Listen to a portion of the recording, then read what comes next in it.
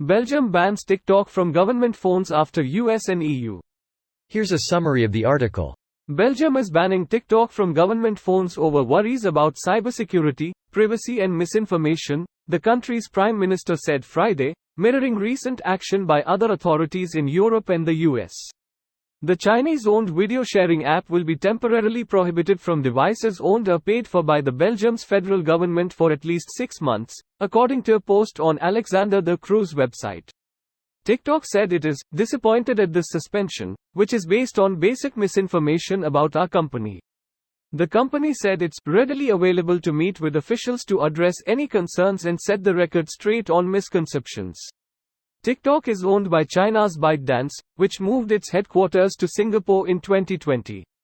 Similar bans have been imposed in Canada and the US. The tussle over TikTok is part of a wider global rivalry between China and the US and its Western allies over technological and economic supremacy. We must not be naive. TikTok is a Chinese company which today is obliged to cooperate with the intelligence services. This is the reality. Prohibiting its use on federal service devices is common sense. TikTok said user data is stored in the US and Singapore and pointed to new measures to ease European concerns by storing user data in European data centers. The Chinese government cannot compel another sovereign nation to provide data stored in that nation's territory, the company said in a statement. This post received a score of 4,100, with an upvote ratio of 97%. Here are the top comments in response to this article. It's so weird to me that people are putting social media apps that aren't a part of their job on their government-issued devices. I get a computer issued for my job as a teacher and it is 100% exclusively used for the job. We have the option to have a phone solely for work free of charge or get a phone we can also use for everything else for a tiny fee of $2. We are also allowed to use our laptops for private stuff as long as we don't install stuff and stay on safe websites. If the employer allows it, don't think the employees are in the wrong. Greater than if the employer allows it, don't think the employees are in the wrong.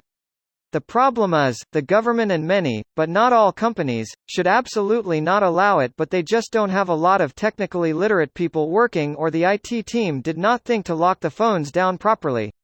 Greater than they just don't have a lot of technically literate people working. That's a terrible government then. Sounds like every government. Yoshitaka Sakurada was given the title of Cybersecurity Minister in 2018 to oversee the 2020 Olympic Games. He claimed to have never used a computer before.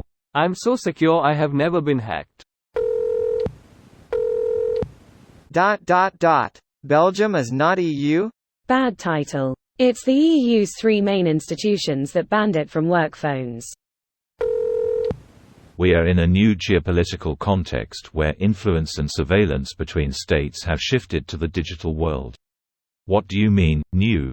The shift was ages ago. It's just more apparent now. I think a lot of people who aren't interested in InfoSec don't understand the actual scale of the CCP's hacking activities. Thank God.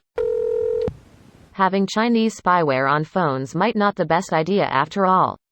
TikTok is also in every kid's pocket in the US. Imagine if the USSR ran the largest children's TV network in world during the height of the Cold War. The CCP having control over TikTok's algorithm isn't much different. They want the power, such as content encouraging self-diagnosis of mental illness, drug usage, antisocial behaviors, etc. Starkly contrasted with the rest of the world's feed that promotes hedonism, consumerism, and much anti-Western sentiment. This sounds like someone talking about drug addiction who can't recognize marijuana. TikTok is an incredible place of education, connection and free speech, but you won't hear that on the news. Most of the content I see regarding harm reduction boils down to, did you know that weed, LSD and mushrooms are safer than alcohol?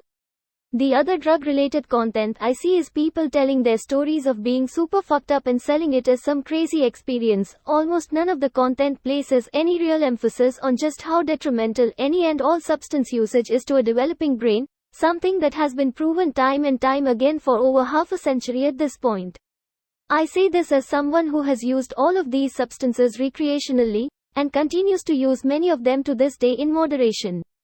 The only kind of content children should be receiving regarding substance usage is that which primarily emphasizes just how detrimental it is to a developing brain, stressing that they need to wait until they are older. The unfortunate truth is that you don't realize said detriment until it is already negatively impacting you.